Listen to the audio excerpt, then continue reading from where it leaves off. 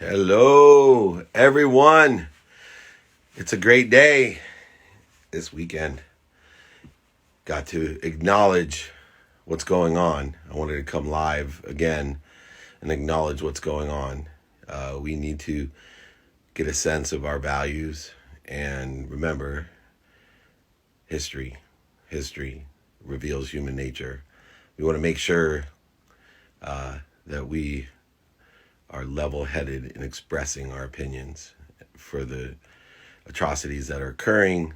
We don't want to make them worse. We want to stand up for what we do and protest peacefully. Protest, speak your mind, vote in November, do everything that we're capable of doing without causing more damage and more death. That does not solve anything. Attacking thoughts get attacking thoughts, right? Let's think about logically how we can attack the system and make the changes that have not been made for over 50 years. And so we want to make sure, I want to acknowledge, right, forgiveness and accountability and gratitude. We want to inspire people to change for the right reasons, right? It's been the same thing for 50 years. The same exact, different names, same exact color, same exact problem for 50 or more years. Let's go ahead and let's look at history, look at human nature. Let's do what we can without causing damage, without causing other deaths. Let's jump on here and answer some questions. I know everybody been pounding me to go live and address these issues. And so would love to answer any questions that you have. 400 years. Yeah, sorry, Susan. You're right. But specifically in America, what we've been dealing with before I was born. And we got to do things in the right way and in a great way. Let's be better. So I'm living with gratitude, forgiveness, accountability, and inspiration. And I'm using the greater good. Check out on LinkedIn. I have a blog from South Carolina a couple of years ago, I think 2015. Would love you guys to check that out about how things were solved in Baltimore and in South Carolina after a terrible death there as well. So come on, everybody. Let's be strong. Let's unite for peace. Unite for good. Let's do this. Looking to see, going live here. Anybody have any questions for me? Sending prayers to everybody and for peace. Yes, Steve, thank you for joining me with gratitude, forgiveness, accountability, and inspiration. Thank you, thank you, thank you. Let's get the words out there. Awesome. I'm looking for some questions. Anybody has it? I'll be switching up maybe training this Friday as well to address that because we have starting over. It's an evolution. And so let's make sure that we are voicing our opinions in a peaceful manner, right? You could yell as loud as you want, whatever you want. Believe me, right? We don't want attacking thoughts, but yell whatever you want, march wherever you want, hold your signs up. Let's create change, create a collective consciousness. But please, let's not hurt anyone, and let's not cause more damage that we all have to pay for. And usually the people that need it the most end up paying for it. Those store owners are insured, right? When they raise the prices, we're the ones that pay, and other people that don't have enough money. There's the real Rob Angel. This is a good segue here. Let me see here. Rob, if we can request to join me, that'd be wonderful. I'd love to have him in here. The real Rob Angel. Please join me. There he is. Hello, buddy. Rob, can you request to join me? That'd be awesome if you can. Let's see where he's at. Mr. Angel, join me, please. It will not let me. Come on, buddy. Let's see here. Come on. Any questions? What needs to be put in place to stop this from happening again? Look, I'm afraid to tell you that if there was one thing that could be put in place to stop this from happening again, it would be in place, right? It takes time, and it takes education, and it takes a group of collective consciousness. That's why I've been working for over 20 years, doing free trainings, writing books, speaking, everything I can for equality, right? For people not to be afraid, right? How many times have I talked about practicing ending fear to get rid of this? And so, looking here, Mr. Angel, you requested to go live with me. Where are you at? Sorry, I'd like to bring the great Rob Angel on here. We'll get some of his insights. He wrote a phenomenal book, by the way. It's coming out tomorrow. It's going to be a #1 release. I guarantee it, because it is the best. It says unable to join. Why is he unable to join? That is so weird. Huh. What button, Dave? Press on me to I don't know why you're unable to join. It should say request. Request to go live. Anybody want to help Rob? Trevor, good to see you. Let me see here. This is Rob Angel's book, Game Changer. He is the creator of Pictionary. He's the man who I know that made the most money in history with a piece of paper and a pencil, an overnight success in 17 and a half years. I do not know why Rob Angel cannot request, hold your name, request to go live, or log back in and see if it'll allow you to request, Rob. Sorry about that. Rob Angel, though, and it's Game Changer. It's available tomorrow for Pictionary. I want to make sure I got all my boys. We need to train and pay police better. Lawyers go to school. Look, the training, right? We need a collective consciousness. We need everybody with the pressure that you can't have a guy who has 18 complaints against him, right? The people need to stand up that are working with him and say, wait a second, you cannot work here. And people standing by watching need to say, hey, this is not right. We need a collective consciousness. I know tons of my friends that joined the police force just to change this from happening. Right? That's their whole purpose. I know lawyers that have gone to law school literally to do that. And you know, there's just bad lawyers, bad judges, bad cops,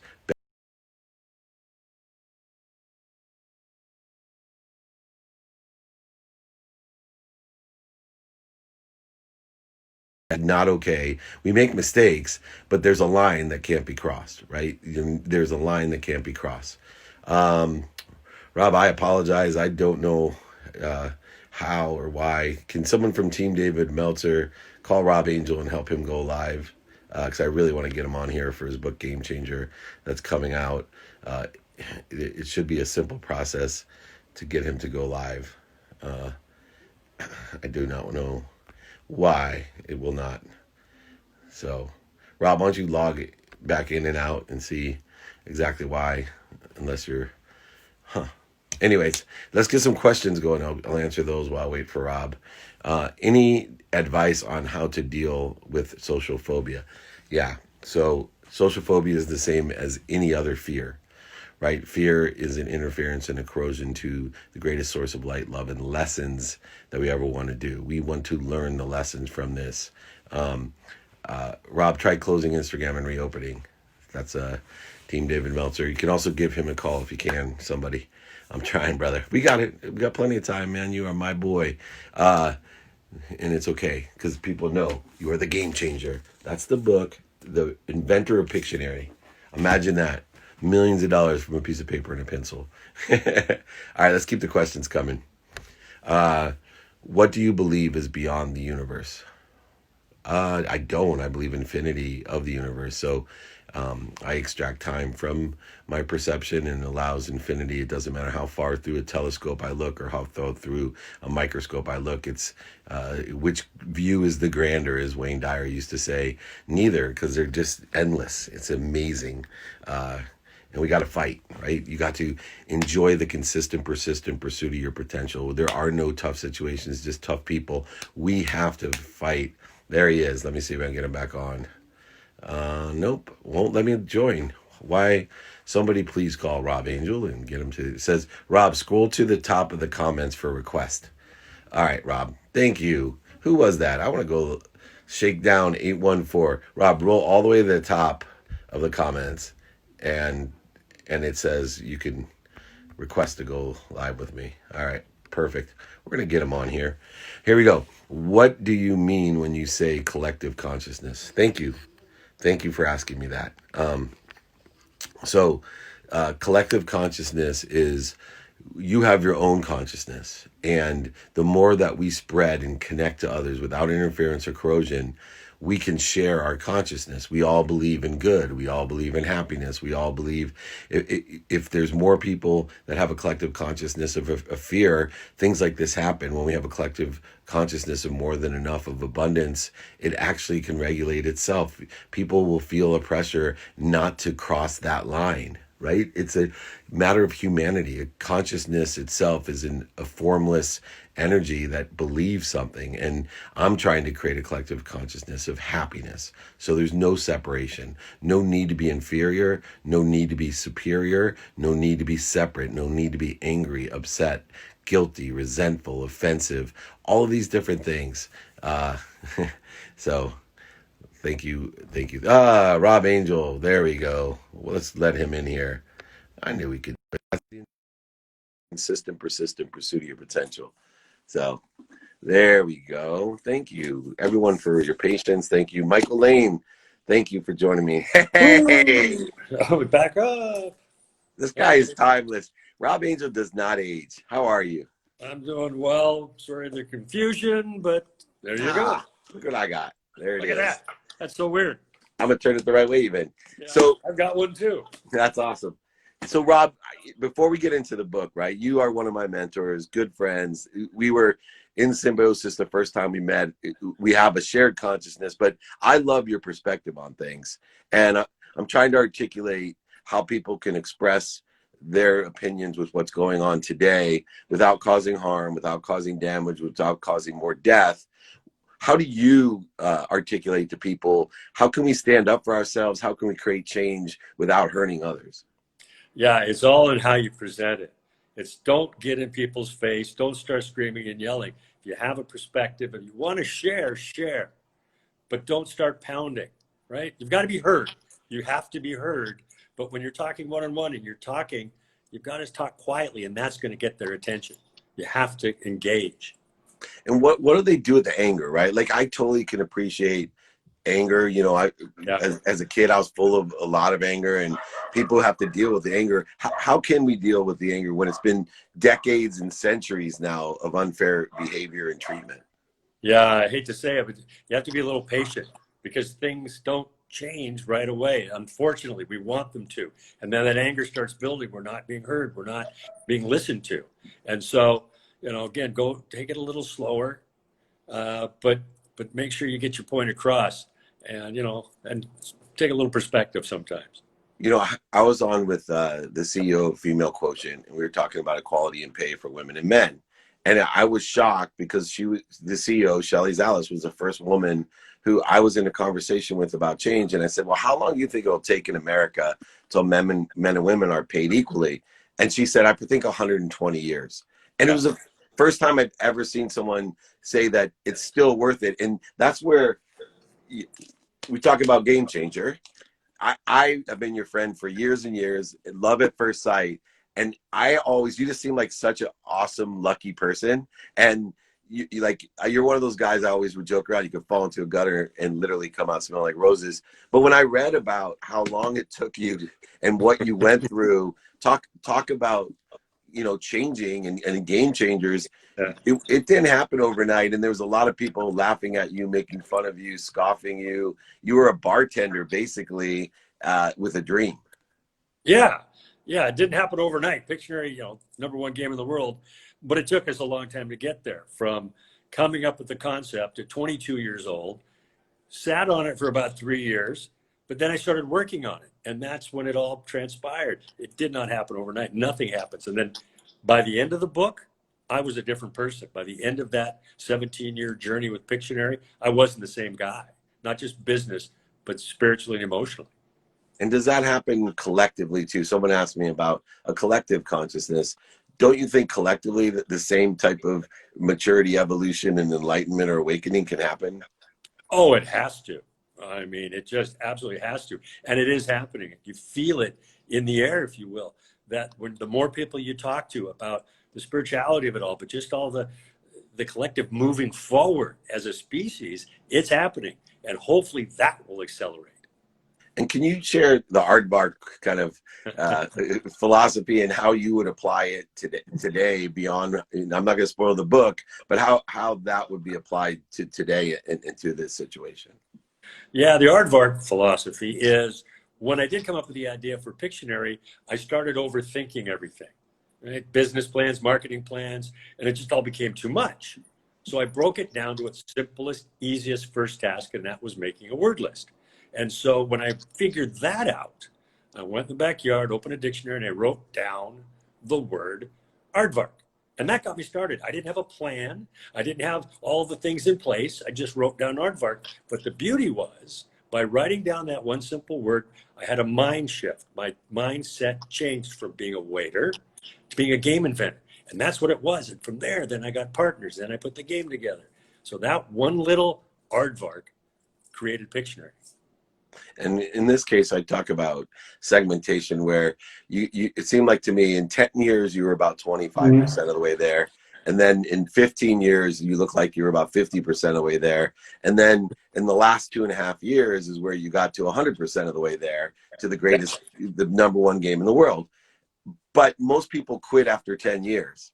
And I think if we look at the situation right now with our racist police force, let's just call it that, I would look 50 years and say, are there as many people, bad police officers, as there were in 1968, in 1978, 1980? And I would say no. In all fairness, it doesn't mean it's 100% good of any profession, but I would say if you take teachers and lawyers and judges, from what I've studied in history and human nature, the pendulum and the acceleration is occurring, and we can't quit on it, but we don't want to set it back by creating, you could have got mad when people told you no way, and you're standing on, the bottom of an escalator trying to get people to like your game, and you could have got mad and attacked them and say, you don't know what you're talking about, this is going to be the best game in the world. Or Jack Canfield could have said the same thing about Chicken Soup for the Soul, but they just kept their eye on the ball and kept fighting for what it is.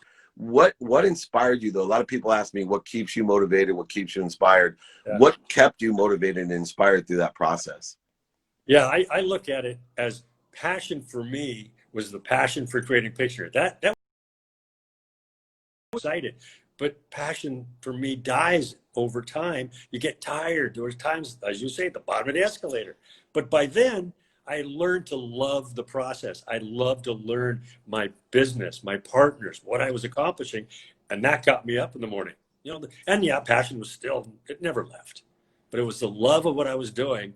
I'd jump up and ready to go. And the other interesting thing is you've been able to transition that, and grow in these other areas of your life, non-conventionally, looking at what you want. But I teach people and have learned from guys like you in my life. I was someone when I met you that had huge FOMO, and I was a pleaser. And I think you were a little bit more advanced on the curve of learning this. And some of our early conversations, you were sharing with me how you overcame what other people thought, and voting for what you want, and really trying to grow yourself and not care about, that fear of missing out and fear in general.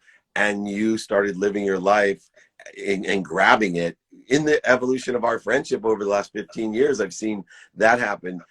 What can people do today to have that belief in themselves? And they're going to look at us and say, oh yeah, you guys, of course you're like that. But, I could take them to that first conversation when we met each other. We were two scared little boys and worried about what everybody else was thinking because we weren't talking to them. Right. Oh, I remember. But yeah, it's a learned thing. Don't expect to wake up one day and all of a sudden you've got it worked out. So celebrate the little victories when you feel good about something. When you've taken those steps, feel good about that. But it's where do I choose to spend my time? And how do I use to spend it? It's all about time. And so when I sold the business, for instance, it was, what do I do with my time? Well, I did it what I wanted to do. That's what made or nourished me, nonprofits and mentoring and all these different things. I didn't feel the need to get in another business. So it's about your time. And then you spend your energy. Once you figure it out, where do you want to put your energy? And I look at it, you may not know where you want to spend your energy, but you probably know where you don't want to spend your energy. So when you remember those things, then you can start narrowing it down to where you're going to be. So don't get too fussed about not knowing. but just eliminate the things that you don't want, and that'll get you where you're going to be. Last topic, we have the book, and I've been blessed to be with you and watch you figure out about writing a book, marketing a book, distributing a book. And I would say during this period, so many of my coaching clients, friends, associates are writing books. Oh yeah. And it's not quite creating Pictionary, but it definitely has its lessons. Can you share, since so many people out there are curious about writing a book and marketing, et cetera, what are some of the biggest lessons that you've learned in writing your first book? Number one, know why you're writing it. Figure out the why. Simon Sinek always says it, because I changed in the middle of the process of why I was writing the book. So the book didn't come out because I changed everything. When you figure out your why, write the book to that, and then put the pencil down, because we're evolving and changing, and every time I would evolve and change, the book would change. Yeah. But I'm really, really happy that I did, because the book is absolutely what I wanted, and it tells the great story of basically how I, as a 22-year-old waiter, had this idea, and it was charades on paper. It was a simple idea, and how I dared to dream to create the biggest selling board game in the world. And the book, Game Changer, it just chronicles the journey and the story and the obstacles I overcame, business and personal, and how I realized my dream. It's just how it was. And you're one of the coolest people that I know. And I think it's great timing, because there's a lot of lessons in this book about how we can all be game changers. And as big as a dream of creating equality, peace, all the things that we want you and I to happen as individuals and collective consciousness. You got to check this out. It comes out tomorrow. That's right. Monday, June 1st. Monday, June 1st. And yeah, I mean, the book, I love the book. Go buy the book. But just know we're all in this together with what's going on right now in the world. The situation right now is terrible, period. It absolutely is. But there's a lot of terrible situations. So we just have to remember that we're in this together. And when we come together as humans and as people, that's when the change will start to happen. Can't ask for anything better than that, my friend. That's Rob Angel, Game Changers. Dear friend of mine, I'm so proud of you. I love you. Thank you for joining me. I hope to talk to you soon. Absolutely. Take care. Thanks, David. Check them out. Amazon's the best place in all the different varieties, hardback, softback, audio, ebooks. You know how it works. Support my man. Learn how to be a game changer. An extraordinary story. Did not come from money. Just took it right from a 22-year-old dream into the number one game in the world. I want to have the number one game in the world, and that is to join happiness with everyone, right? Fridays, I do training every Friday. Let's come on Friday. Let's talk about it. I think I'll extend out the Q&A a little bit on Friday to talk about this time and what we can do to voice our opinion and create change. We are all game changers, but we have to understand time, acceleration, growth, segmentation, really practical things to manage the expectations. But I do want people to look at the superpowers of what we have accomplished. Right. I think historically, look at the percentage of people that have awakened to equality, and look at where we're at. Look at our culture. Look at our content. Look what's going on. There's still is progress, not perfection, my friends. Progress, not perfection. And let's fight for what we want without hurting others and without damaging things that will cost us more in the long run. Okay. But if you want to be out there 24 hours, right? You want to post what you want to post. Let's get everybody involved with some positive actions to accelerate even farther the good change that has happened. Right? There's these incidences, we can leverage them into good change. Check out the blog I wrote on LinkedIn about this, about my young brother in South Carolina and what he was able to do by forgiving the unforgivable and working through a positive nature and creating equality in a very tense situation back when the Baltimore riots were going on. So check that out from 2015. I appreciate everyone. Please reach out to me. I am here. Let's all create that collective consciousness. Remember, gratitude, forgiveness, accountability, and inspiration. Let's help our brothers. Let's come together. Let's all empower others to be happy and treat people the best we can. Remember the golden rule of David Meltzer: be kind to your future self and do good deeds. Have a wonderful day. We'll check you out tomorrow morning, 8 a.m.